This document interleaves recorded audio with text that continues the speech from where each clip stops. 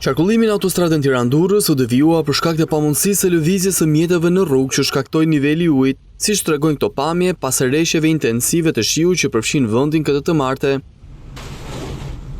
Niveli i ujit bëri të pamundur lëvizjen në dy anët të rrugës, në zonë pranë karburantit në hyrje të Durrësit. Ndaj policia rrugore njofton se lëvizja e mjeteve deri në njoftim të dytë do të vijojë sipas një skeme të re.